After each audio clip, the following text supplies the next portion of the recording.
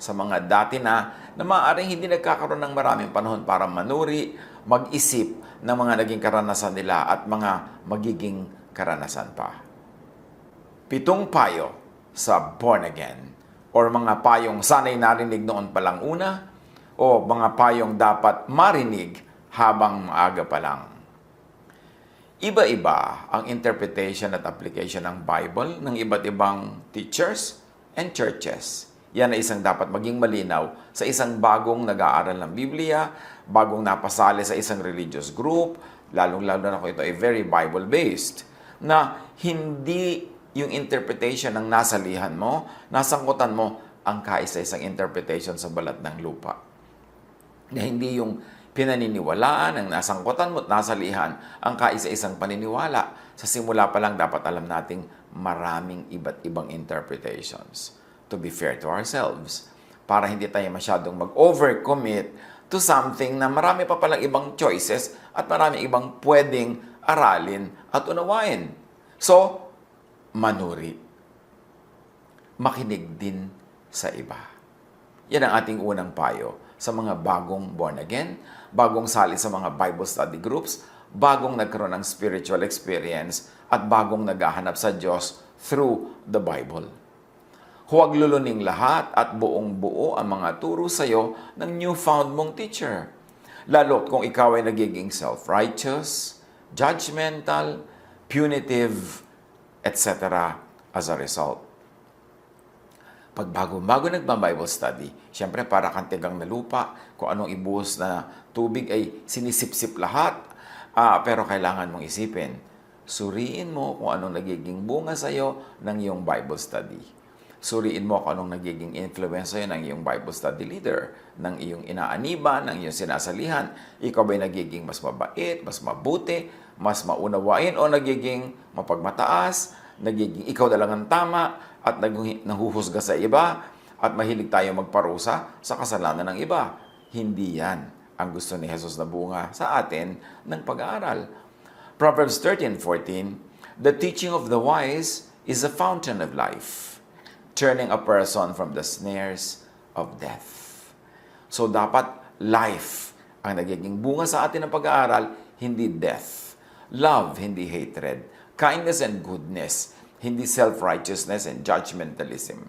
Matthew 5:20, "Sinasabi ko sa inyo, kung ang pagsunod ninyo sa kalooban ng Diyos ay tulad lamang ng pagsunod ng mga tagapagturo ng kautusan at mga pariseo," sabi ni Jesus, "hinding-hindi kayo makakapasok sa kaharian ng langit." Or hinding-hindi kayo paghaharian ng Diyos. Hinding-hindi magiging kaharian ng Diyos ang inyong puso, ang inyong isip, na ang bunga ay kapayapaan, katahimikan, kapahingahan, pag-ibig. Sabi ganoon, kung matutulad lang kayo sa mga teachers of the law and Pharisees, you will never experience the kingdom of God. Your heart, your mind will not be the kingdom of God, and you will never experience the rule of God in your lives. So kung bagong-bago pa lamang tayo nagba-Bible study na born again, nasasangkot sa mga religious groups, huwag ipambato sa kapwa ang mga bagong verses mong napulot. Kasi may tendency na pag bagong-bago mong nalaman, hot na hot ka, naglalagablab ka na parang bulkan, tapos gusto mong ibato na parang lahar at nagbabagang mga bato ang lahat ng mga natututunan mo sa iba. Gustong ibato natin sa iba yon. I-apply sa sarili muna, pero huwag ipilit sa iba. Kung meron naging pagbabago sa iyong buhay, well, magbago ka according to your conviction, pero huwag mo munang pilitin agad na magbago ang iyong kapwa, kalad ka rin sila, itulak at sakalin para magbago. Huwag gamitin ang bagong alam na verses para makipagdebate at makipag-away. Isa ito sa mga madalas ay patibong na nakakahulugan ng maraming bagong-bago sa pagba-Bible study, humihilig sa debate, humihilig sa pakikipag-away, humihilig sa paghahanap ng mali ng kapwa, kaya wala lalong madala na mga kaluluwa sa paanan ng Diyos o doon sa kanyang sekta. Proverbs 17:14, "Starting a quarrel is like breaching a dam, so drop the matter before a dispute breaks out." Huwag daw sisimulan ng away kasi pag nasimula na, ang hirap ng tapusin. Lalong-lalo makikipag-away ka sa iyong kasambahay, kasama sa bahay, kapatid, kamag-anak, kaibigan, kasama sa trabaho, dahil sa mga bagong-bagong verses mong nalaman. Ano naman ang malay mo makipag-away kung nag-aaral ka pa lang ng 1 linggo, 2 linggo, 3 buwan, kahit 1 taon, kahit 2 taon, hindi ka pa expert. So, hindi dapat makipag-away. Dapat laging humble, laging naghahanap ng patuloy na pangunawa. At sabi nga natin, you will know something by its fruit. So, yung teaching, anong fruit sa'yo? Bumabait ka ba? Bumubuti ka ba? O sumusungit, nagiging palaway? Proverbs 17:19, whoever loves a quarrel loves sin. Whoever builds a high gate invites destruction. So kung nagsasalita ka ng mataas tungkol sa iyong bagong-bagong pananampalataya, nagsasalita ka ng mataas tungkol sa mga hindi mo naman lubos na uunawaan, naghahamon ka lang ng away noon, naghahanap ka ng gulo at malamang ikaw ay mapahamak o mawalan ka ng spiritual strength and power to bring people to your side of spirituality. Proverbs 20 verse 3, it is to one's honor to avoid strife, but every fool is quick to quarrel. At nakakalungkot, marami mga tao, pag nagsimula silang mag-Bible study, nagsimula silang may malaman na verses, nagiging palaway. Nagiging mataliman dila, madali agad mag-correct ng kapwa, parang ang expert na siya para mag-correct. Yung nalaman naman niya, napulot lang siya niya sa nagturo sa kanya, hindi pa niya nasuri, hindi pa niya napag-aralan mabuti on his own, pero akala mo talaga, ang galing-galing na, maraming nangyayaring ganyan. Iwasan natin yan. 2 Timothy 2:24, ang lingkod ng Panginoon ay hindi dapat makipag-away. Sa halip ay dapat siyang maging mabait sa lahat, mahusay, magturo, at matyaga. Again, ano ang mga payo natin sa mga bagong born again? Bagong nagsisimulang ma-involve sa mga Bible studies, sa mga spiritual communities?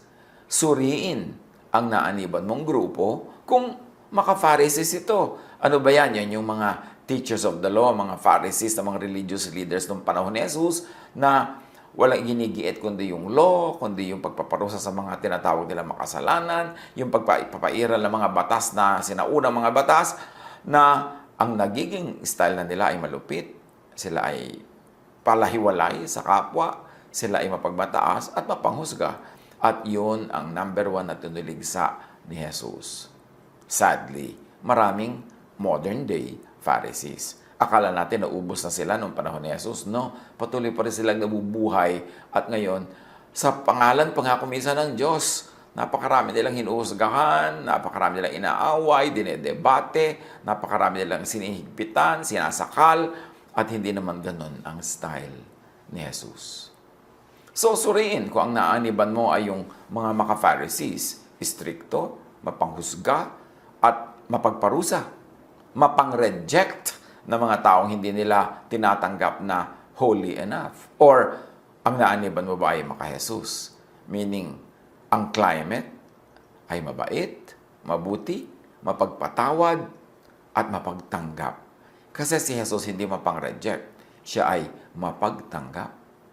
Suriin ang naaniban mong grupo kung bilib na bilib sa sarili, na nagtuturong sila lang ang tama, ang ligtas, ang anak ng Diyos. Kasi walang ganon. Lahat tayo'y fellow seekers, naghahanap, nagsisikap, at pinupunan ng ating mga pagkukulang ng pag-ibig ng Diyos. So, suriin ang naaniban kung manipulative and controlling. Kasi merong napasali ka sa kanila, kinontrol na ang buong buhay mo. Lahat. Love life mo, hanap buhay mo, kinakain mo, isinusuot mo, lahat na yung mga pangarap, isusuko mo sa agenda ng sekta. Well, napakaraming ganon. Kaya mag-ingat tayo. Kasi hindi ganon si Jesus. Jesus sets free. Binibigyan niya ang mga tao sa kanyang paligid ng laya. Pumili, layang kumilos, at kahit layang magkamali, hindi niya pinaparusahan agad. Hinahayaan niyang matuto ng matuto mula sa mga pagkakamali. Psalm 26:2, test me, Lord, and try me. Examine my heart and my mind. Yun dapat ang dalangin natin. Hanapan natin ang effect sa atin ang pag-aaral natin ng Biblia. At hanapan din natin at suriin yung ating sinaaniban, sinasalihan, kung ganun ba ang effect o yung mga dapat ay pag-ingatan. Galatians 5:22-23. Subalit ang bunga ng Espiritu ay pag-ibig, kagalakan, kapayapaan, pagtityaga, kabaitan, kabutihan, katapatan, kahinahunan, at pagpipigil sa sarili. Walang batas laban sa mga ganito. So, malinaw. Kailangan ang nagiging bunga sa iyo ng pag-aaral ng Biblia, ng pagsali sa religious groups, pagsali sa mga religious activities, ay ikay nagiging maibigin. Ikaw ay magalakin.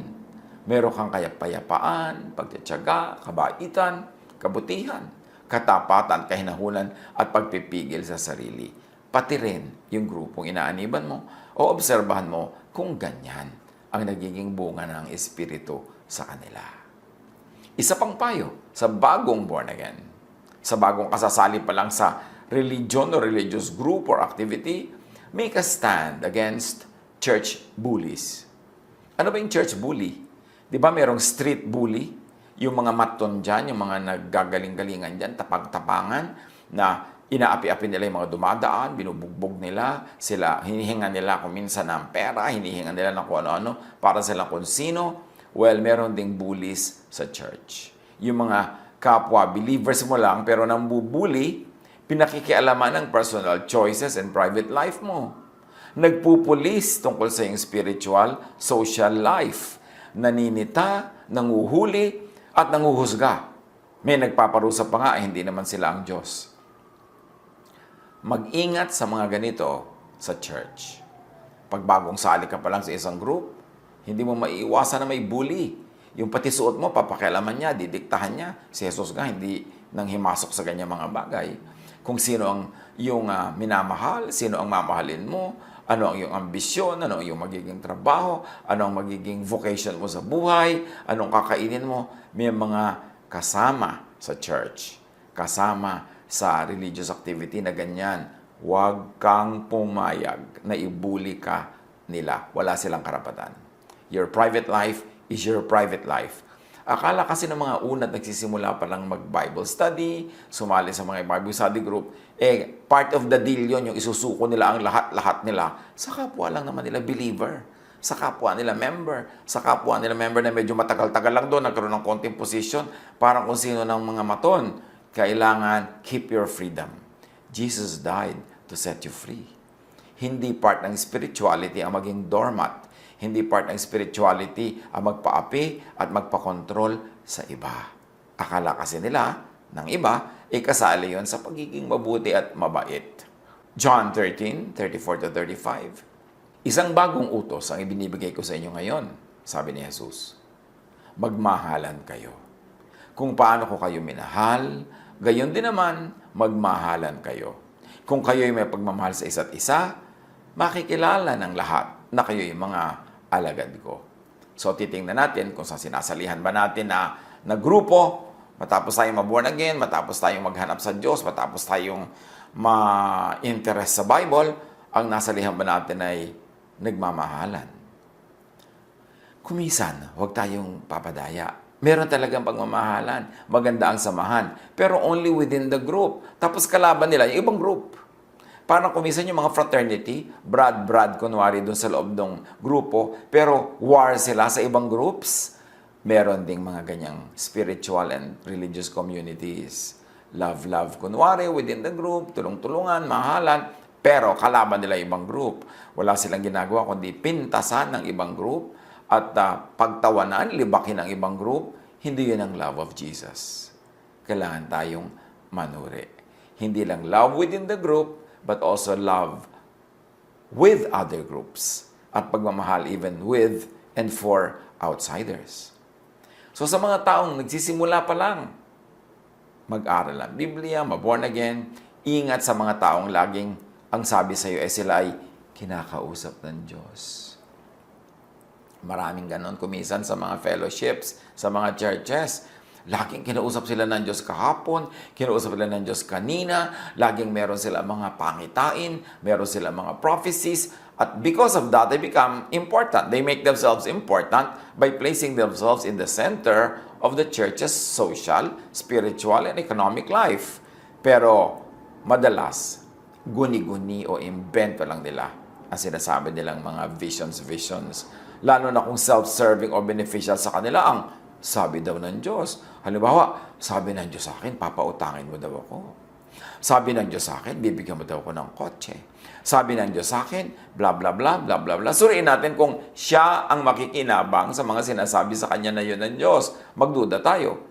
Meron naman lagi ang sinabi sa kanya ng Diyos, puro nakakatakot, puro pananakot sa kapwa. Remember, ang turo ni Jesus, fear not. My peace I give to you. So kung yung sinasabi nilang may mga vision sila, may mga napanaginipan sila na puro nakakatakot, magduda tayo. Kasi hindi tayo gustong takutin ng Diyos tungkol sa mga bagay na yan. Ang gusto ng Diyos tayo magkaroon ng kapayapaan, katahimikan, at matining na loob. Jeremiah 23:16. Ganito ang sabi ni Yahweh na makapangyarihan sa lahat. Huwag ninyong papakinggan ang mga propetang nagpapahayag sa inyo. Pawang kasinungalingan lamang ang sinasabi nila. Ang mga pangitahing kanilang sinasabi ay katang-isip lamang nila at hindi nagmula sa akin.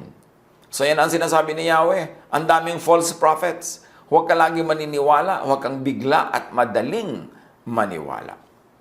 Jeremiah 23:32. Ako'y laban sa mga propetang nagsasalaysay ng kasinungalingan upang dayain ang aking bayan. Hindi ko sila sinugo at wala silang kabutihang magagawa sa bayang ito.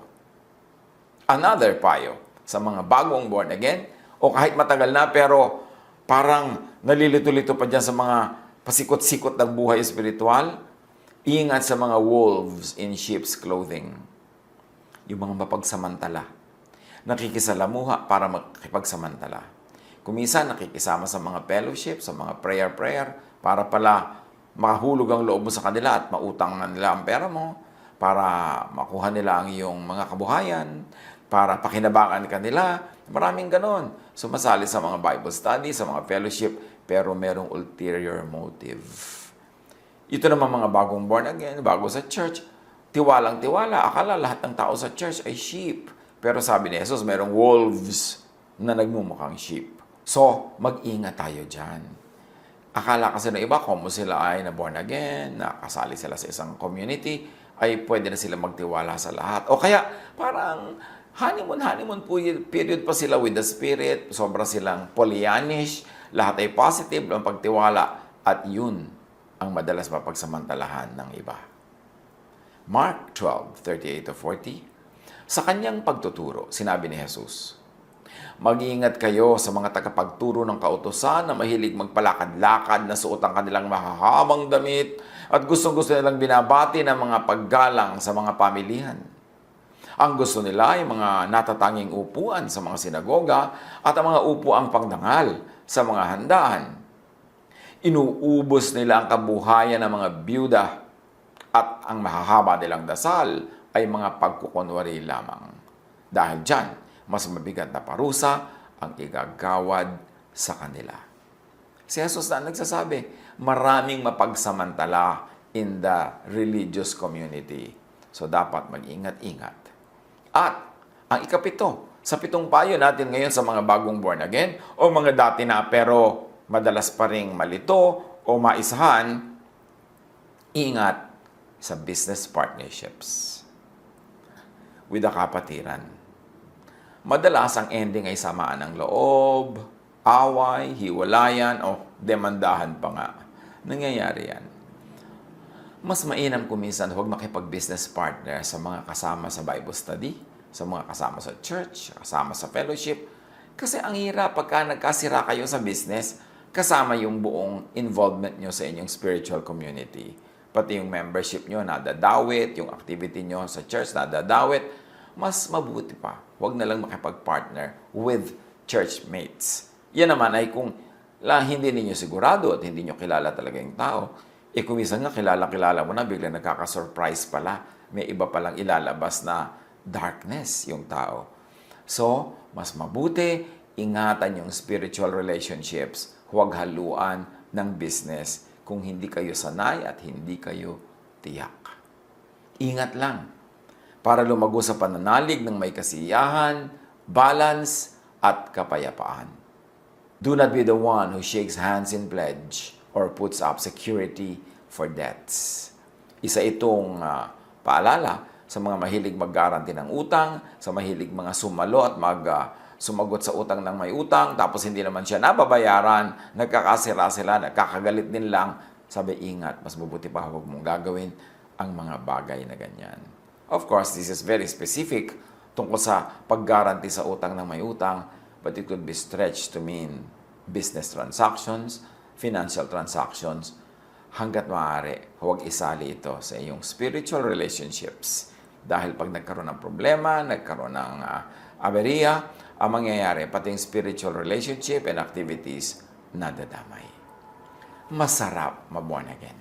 Masarap maging member ng isang community, masarap maging active member ng isang study group, pero tandaan lang ang mga lessons learned in a bitter way, in a sad way, by many who have gone before us. Let us learn from their experiences para ang ating magiging journey, spiritual journey, religious journey, ay maging pleasant. Let us minimize the pain. Let us maximize the joy and pleasure of our spirituality, and let us do the most good. Mag-ingat. Learn from the experiences of others. Happy new life in Jesus. God bless us all.